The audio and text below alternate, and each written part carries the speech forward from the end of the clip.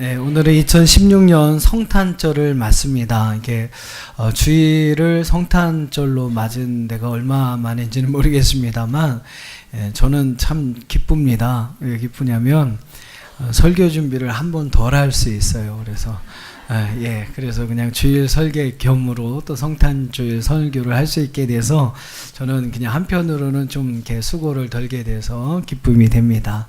뭐 그것뿐만 아니죠. 특별히 우리에게 구원의 놀라운 은혜를 허락하시기 위해서 이 땅에 예수 그리스도를 보내주신 그 성탄의 기쁨의 소식.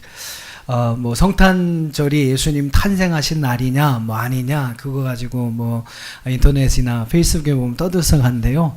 어쨌든 중요한 것은 예수님의 성탄이 바로 우리의 구원을 위함이고, 또 그 성탄을 우리가 함께 기뻐하고 또 그 날을 기념하기 위해서 우리가 성탄절을 지내고요, 또 성탄 주간을 보내고 있지 않나 생각해 봅니다.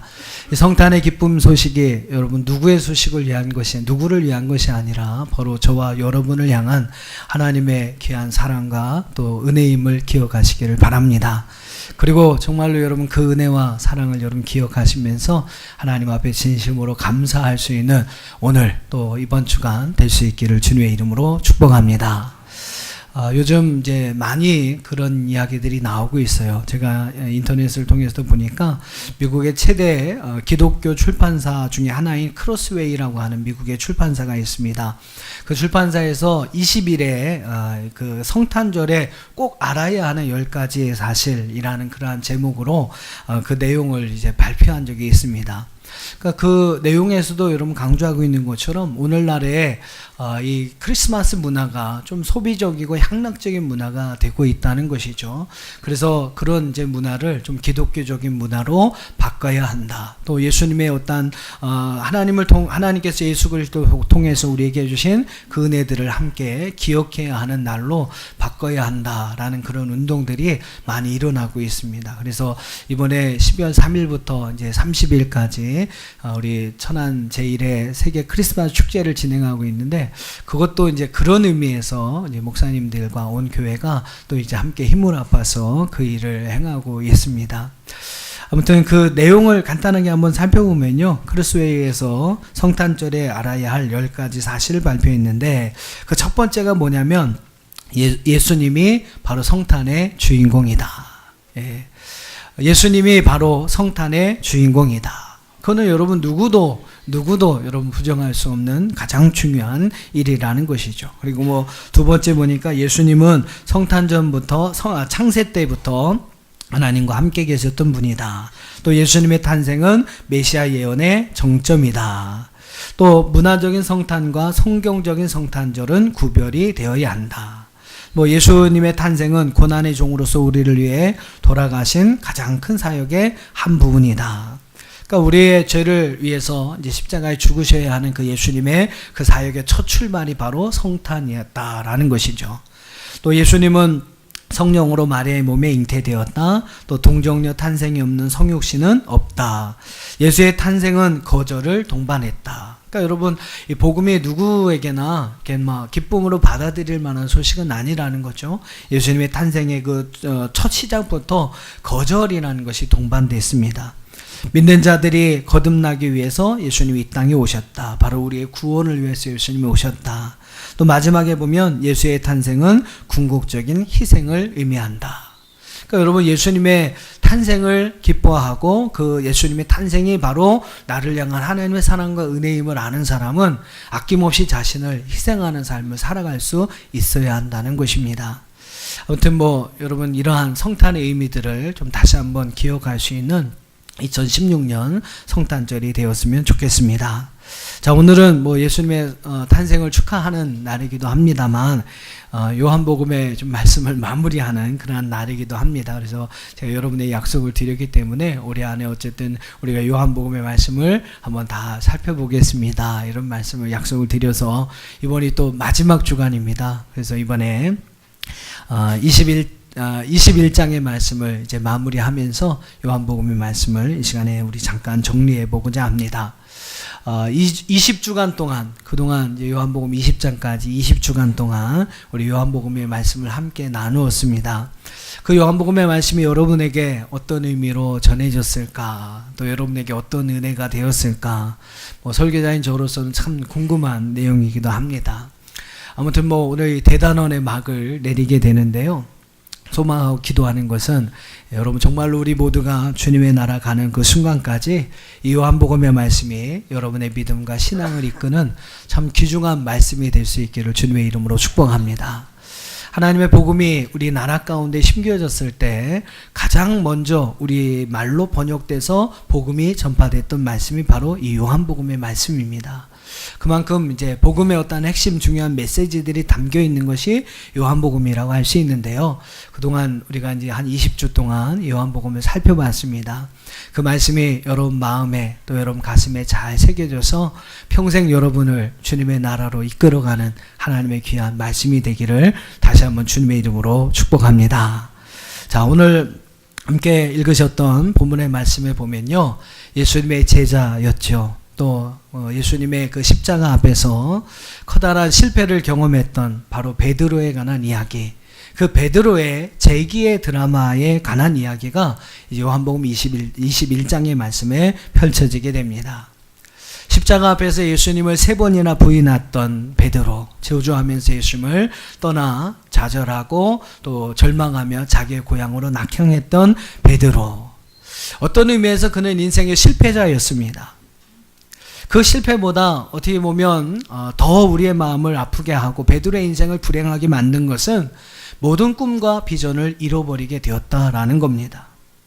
요한복음 21장 여러분 3절 말씀에 보면요, 베드로는 모든 것을 푸념하며 이렇게 이야기를 합니다. 이제 나는 물고기나 잡으러 가야겠다. 여러분, 예수님께서 베드로와 그의 형제들을 찾아가셔서 공생의 첫 사역을 맡기실 때 뭐라고 말씀하셨습니까? 너는 나를 따라와라. 그럼 내가 너를 사람을 낚는 어부가 되게 할 것이다.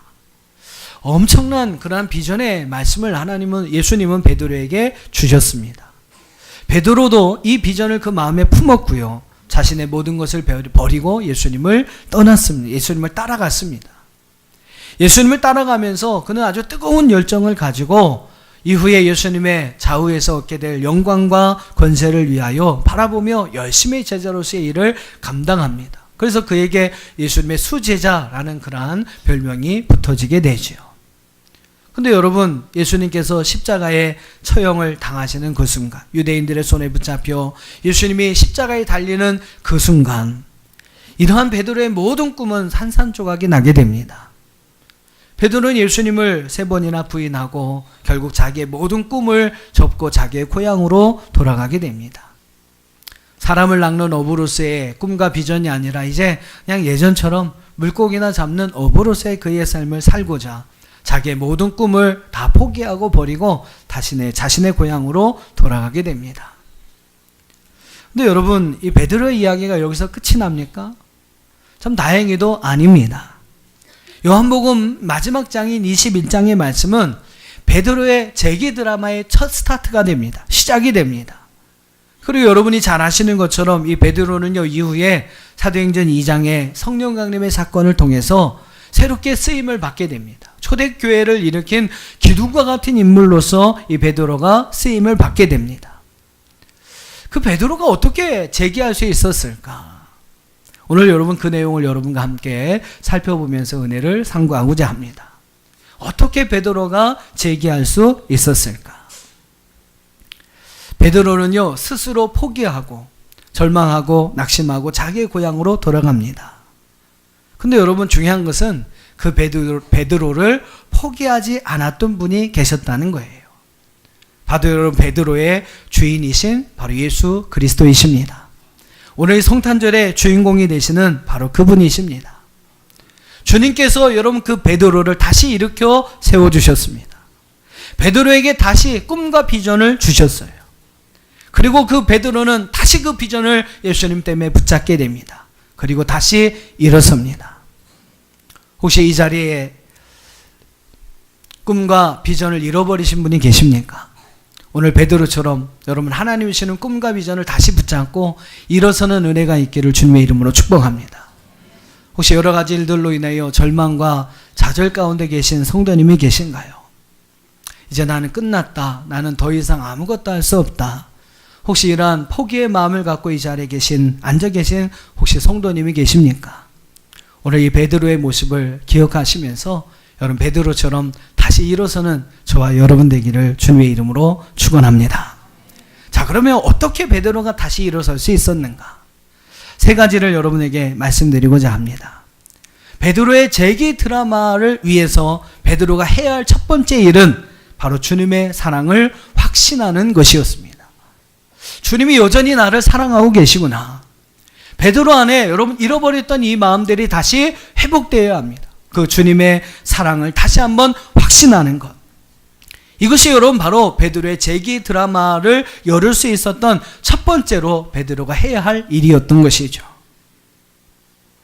실패하고 절망하고 낙심하고 모든 것을 포기한 사람에게 가장 무서운 것이 있다고 합니다. 가장 무서운 것은 바로 주변의 사람들의 냉소적인 시선이라고 해요. 때로는 무관심이라고 합니다. 이제 저 사람 끝났어, 틀렸어. 그러한 눈으로 사람들이 자신을 쳐다볼 때 그것을 견딜 수 없게 생각한다고 합니다. 때로는 사람들, 저 사람 상대할 가치도 안 돼. 그러면서 무관심한 것. 그것이 여러분 재기의 의욕을 빼앗는 가장 무서운 것이라고 해요. 이런 분위기 때문에 우리는 의욕을 잃어버립니다. 다시 일어설 수 있는 힘을 잃어버리게 됩니다. 그러나 여러분, 내가 아무리 실패했지만 비록 절망과 지금 좌절 가운데 살아가고 있지만 내 곁에서 나를 붙들어주는 따뜻한 사랑의 시선이 내 곁에 있을 때 여러분 그 사람은 언제든지 다시 일어설 수가 있는 것입니다. 강영우 박사가 쓴 우리가 오르지 못한 산이 없다라는 책이 있어요. 그 책의 내용을 보면 이분의 그 둘째 아드님에 관한 이야기가 나옵니다. 진영군에 관한 이야기인데요. 이 진영군이 중학교에 이렇게 입학할 때에 학교에 숙제가 있었답니다. 그 숙제가 무엇이었냐면 내가 가장 존경한 사람이 누구입니까? 그게 이제 숙제였어요. 그래서 내가 가장 존경한 사람이 누구일까? 중학교 입학할 당시니까 이 친구가 스포츠를 좋아했어요. 그래서 거기에 뭐라고 답을 했냐면 마이클 조던입니다. 아주 천재적인 그 스포츠의 능력을 가지고 여러 가지 많은 영향력을 미치는 마이클 조던. 나는 그분을 가장 존경합니다. 중학교 입학할 때 그 내용을 보니까 숙제에 쓰여진 내용을 보니까 그렇게 기록이 되어 있더라는 것이죠. 이제 조금 나이가 먹고 철이 들어서 중학교를 졸업할 때쯤, 중학교 3학년 때쯤에 공교롭게도 똑같은 숙제가 있었답니다. 가장 존경한 사람이 누굴까? 그때 이 진영의 존경하는 사람이 바뀌었습니다. 누구로 바뀌었냐면 더 이상 마이클 조던이 아니라 내 아버지라고 씁니다. 내 아버지. 맹인의 핸디캡을 디디고 일어서서 미국의 존경받는 50인의 인물 가운데 한 사람이 되었던 그분의 아버지, 바로 강영우 씨를 이야기하는 거죠. 그분을 가장 존경합니다 라고 아들이 아버지에게 그렇게 이야기를 하는 거예요. 좀 그렇죠. 우리의 마음을 참 이렇게 감동 있게 합니다. 근데 여러분 그 이야기가 거기서 끝나지 않아요. 좀 더 시간이 흐른 후에 이 진영군은 이런 이야기를 합니다. 내가 만약 다시 한번 나에게 똑같은 숙제가 주어진다면 나는 내 존경하는 인물이 반드시 바뀔 겁니다. 또 바뀔 겁니다. 이번에는 저는 틀림없이 나의 어머니라고 기록할 것입니다. 내가 좀 더 철이 들어서 생각해 보니 우리 아버지가 어둠의 시간을, 그 곤고한 시련의 시간을 견디면서 다시 일어설 수 있었던 가장 중요한 이유는 바로 어머니의 사랑 때문이었습니다. 아버지를 변함없이 사랑해주고 치즈해주고 격려해주었던, 그리고 그 곁에 머물면서 아버지의 눈과 손과 발이 되어주었던 그런 어머님이 계셨기 때문에, 또 우리를 이렇게 훌륭하게 키워주셨던 그 어머님이 계셨기 때문에 저는 그 어머니를 가장 존경한다고 할 것입니다. 사랑하는 성도 여러분, 그렇습니다. 사랑이 있다면 우리는 얼마든지 다시 일어설 수 있습니다. 베드로가 재기의 드라마를 펼칠 수 있었던 이유는 바로 예수님의 사랑 때문이었습니다. 21장에 여러분 말씀을 보시면 이제 예수님께서 베드로를 찾아가십니다. 베드로가 먼저 예수님을 찾아간 게 아니에요. 그 베드로를 예수님께서 찾아오셨습니다. 주님을 배반하고 배신하고 저주하고 도망치듯 자기의 고향으로 떠났던 베드로를 예수님이 찾아오셨어요. 그리고 그 예수님께 묻습니다. 내가 나를 사랑하느냐? 다른 걸 묻지 않아요. 예수님은 여전히 내가 나를 사랑하고 있느냐라는 것을 묻습니다. 이것은 여러분 무엇을 전제하냐면 나는 너를 아직도 사랑하고 있다. 나는 너를 여전히 사랑하고 있다. 예수님은 3번이나 베드로에게 묻습니다. 내가 아직 나를 사랑하고 있느냐? 내가 나를 아직도 사랑하고 있느냐? 3번의 그 예수님의 질문을 들으면서 이 베드로는 한 가지를 깨닫습니다. 야, 주님이 나를 아직도 사랑하고 계시는구나. 이 사랑에 대한 여러분 확신이 바로 베드로를 다시 일으켜 세운 것입니다. 세상이 나를 버려도, 사람이 나를 버려도 나의 주님 하나님의 아들 독생자 예수 그리스도께서 그분이 내 인생 나를 버리지 아니하시고 나를 여전히 사랑하고 있다는 그 확신 때문에 여러분이 베드로는 다시 일어설 수가 있었던 것입니다. 사랑하는 성도 여러분, 여러분 가정 안에 여전히 여러분을 사랑하는 많은 사람들을 기억하시기를 바랍니다. 무엇보다도 여러분 여전히 우리 인생 가운데 함께 계셔서 우리를 사랑한다고 우리에게 고백하시는 주님의 음성을 듣는 저와 여러분 되기를 주의 이름으로 축원합니다. 그리고 여러분 그 음성 다시 한번 기억하셔서 주님이 여전히 나를 사랑하신다. 여러분 분명한 확신을 가지시고 베드로처럼 다시 일어서는 저와 여러분 되기를 주님의 이름으로 축원합니다. 두 번째로 해야 할 일이 있어요. 두 번째로 해야 할 일. 베드로가 다시 일어나서 제2의 드라마를 펼치기 위해서 그에게 다시 해야 할 일이 있습니다. 두 번째는 바로 주님의 기대를 확인하는 것입니다. 주님이 여전히 베드로를 기대하고 있다는 것을 이 베드로가 다시 한번 확인해야 했다라는 것이죠. 예수님은 제자 베드로에게 다시 찾아오셔서 변함없는 사랑을 확신시켜 줍니다. 그뿐만 아니라 그에 대한 변함없는 기대도 확인시켜 주세요. 내가 나를 사랑하느냐 3번 물으신 후에 주님은요 베드로에게 새로운 꿈과 비전을 그에게 부여하고 있습니다. 그 무엇입니까? 내가 너를 사랑하느냐 물으실 때마다 베드로에게 하신 말씀이 내 어린 양을 먹여라. 사명을 주시는 거죠. 내 양을 치어라. 내 양을 먹여라. 3번이나 예수님께서 그렇게 베드로에게 말씀하세요. 새로운 비전, 새로운 과제, 새로운 꿈을 베드로에게 허락해 주시는 겁니다. 이건 무슨 이야기입니까? 여전히 지금 예수님은 베드로에 대한 기대를 가지고 계시다는 거예요. 베드로가 여러분 다시 일할 수 있음을 믿었어요. 다시금 사명을 붙들고 자신에게 주어진 그 사명의 일을 갈 거라고 주님은 기대하셨던 것입니다. 그래서 여러분 그 베드로에게 내 어린 양을 먹여달라고, 내 양을 치라고, 내 양을 먹여달라고 예수님께서 그에게 부탁하고 계시는 것이죠. 처음 베드로가 예수님을 만났을 때 주셨던 과제는요, 나를 따라오너라. 너는 사람 낚는 어부가 되게 하겠다. 기독교적인 어떤 개념에서 무슨 이야기는 바로 전도자의 사명을 이야기합니다. 사람 낚는 어부가 되게 하겠다. 부활하신 예수님께서 다시 베드로를 찾아가셔서 이번엔 어떤 사명을 맡기십니까? 내 양을 먹여달라, 내 양을 키워달라, 내 양을 양육해달라. 기독교적인 어떠한 측면에서 이야기하면 바로 양육을 이야기합니다. 전도와 양육. 교회를 세우는 중요한 두 기둥이라고 보통 이야기를 하죠.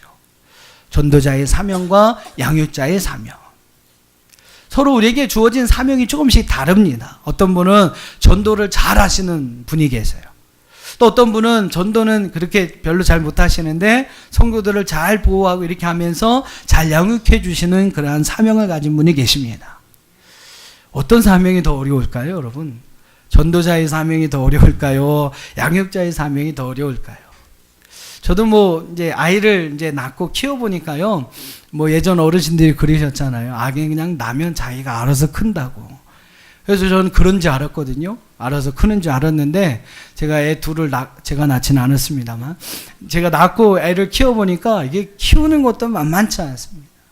그렇죠. 뭐 시간 되면 이제 먹을 거 줘야 되죠, 그렇죠. 시간마다 뭐 잠도 못 자고 일어나서 아이들에게 우유를 먹입니다. 또 뭐 응애하면 또 알아서 시간 맞춰서 또 갈아줘야, 싸면 또 갈아줘야 되죠. 목욕도 시켜줘야 되죠. 아이를 키우는 게 참 쉽지가 않아요. 낳는 것도 어렵지만 키우는 것도 물론 어렵습니다. 저는 전도자의 사명, 뭐 양육자의 사명이 다 그렇다고 생각을 해요.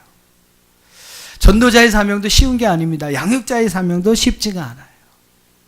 전도자의 사명을 베드로에게 주어질 때 여러분, 예수님은 큰 기대를 가지고 베드로를 부르셨습니다.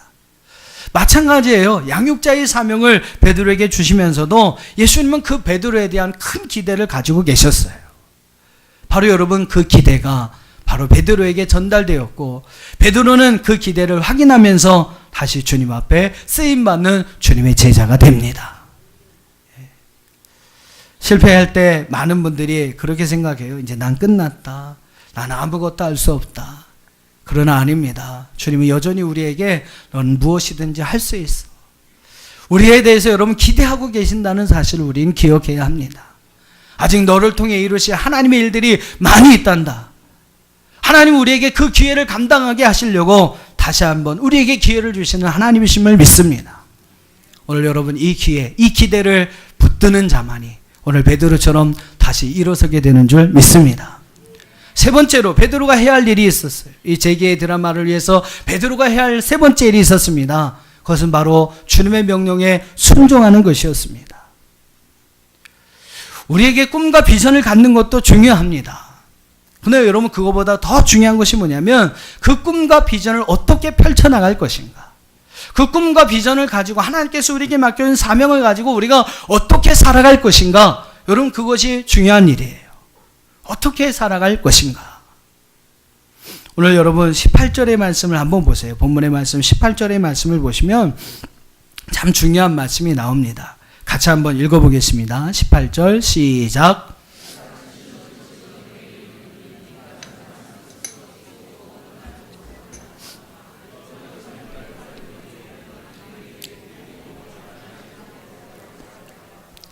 자, 18절 말씀을 여러분 보시면요, 중요한 두 가지 단어가 대조되어 나오고 있습니다. 하나는 뭡니까?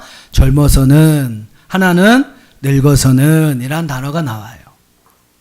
젊어서는 어떻게 했습니까? 베드로가 내 마음대로 다녔다. 내 충동대로, 내 본능대로, 내 느낌대로, 네 생각대로, 내 마음 먹은 대로 살았다라는 거예요. 그래서 결국은 어떻게 됐습니까? 베드로가 낙심하고 절망하고 결국 미끄러졌습니다. 넘어졌습니다. 그 이유는 한 가지예요. 그냥 자기 생각, 자기 느낌, 자기 어떤 마음 먹은 자기의 생각을 고집하며 살아왔기 때문이라는 것이죠. 그런데 여러분 늙어서는 이제는 어떻게 합니까? 내 마음대로 살아서는 안 된다. 이제는 내가 내 인생에 들어가서 너를 꼭 붙잡아 줄 것이다. 내게 띠를 띄울 것이다 라고 이야기를 해요. 이제 네 맘대로 못하고 하나님 뜻에 순종하고 하나님 명령 따라 살아가는 그러한 사람 되게 하기 위해서 내가 내게 띠를 띄우겠다. 그리고 때로는 내가 원하지 아니한 곳으로라도 내가 데리고 다니겠다. 여러분 이것이 바로 예수님께서 베드로에게 주시는 말씀이에요. 또한 베드로가 여러분 이 말씀에 아멘 하면서 순교의 믿음을 가지고 여러분 나갔을 때 베드로는 다시 일어설 수가 있었습니다. 내 마음대로 내 생각대로 내 고집대로 살면 여러분 넘어질 수밖에 없어요. 우리가 여러분 얼마나 우리가 부족한 사람입니까? 뭐 똑똑하다고 뭐 이래저래 얘기를 하지만 늘 실수하는 것이 우리의 모습 아닌가요? 여러분 우리는 실수투성이에요. 뭐 우리가 잘난 맛에 자기 잘난 맛에 살아갑니다만 결국은 우리는 그렇게 살다가 베드로처럼 넘어질 수밖에 없는 인생들입니다. 그렇게 사는 것이 아니라는 것을 예수님은 알려주시죠. 어떻게 살아야 합니까? 주님의 뜻에 붙들려서 주님의 뜻에 순종하며 살아갈 때 그것이 여러분 베드로와 같이 다시 하나님의 귀한 역사를 위하여 귀하게 쓰임받을 수 있는 그러한 방법이고 그것이 바로 우리 인생이 하나님 앞에 쓰임받을 수 있는 비결이라는 것입니다. 주님 앞에 겸손히 나와 주님 앞에 여러분 주님의 뜻에 순종하며 나갈 때 하나님 우리의 삶에 직접적으로 간섭하셔서 우리의 삶을 승리의 삶으로 인도하여 주시는 줄 믿습니다. 겸손히 주님 앞에 순종할 수 있는 사람이 축복을 받습니다. 제가 늘 강조하는 말씀이죠. 구약에 보면 바라크라는 단어가 나옵니다. 이 바라크라고 하는 히브리 단어가 여러분이 너무 좋아하시는 축복이라는 단어예요. 근데 구약의 축복의 의미가 무엇인지 아세요? 그럼 무릎을 꿇는 것입니다. 이 바라크라고 하는 동사의 의미는 영어로 kneel down, 무릎을 꿇다라는 의미예요. 누가 여러분 축복받습니까? 누가 축복받는 사람입니까? 하나님 앞에 무릎 꿇을 수 있는 사람이 진정한 하나님의 축복을 받을 자격이 되는 것이고, 그런 사람에게 주어진 축복만이 진짜 축복이 된다는 사실입니다. 겸손히 하나님 앞에 무릎 꿇을 수 있는 여러분, 겸손히 주님의 뜻에 순종하며 살아갈 수 있는 저와 여러분이 될 때에 우리는 베드로와 같이 다시 이렇게 세워주시는 하나님의 능력의 손에 붙들려 하나님의 역사를 위하여 귀하게 쓰임받게 될 줄로 믿습니다.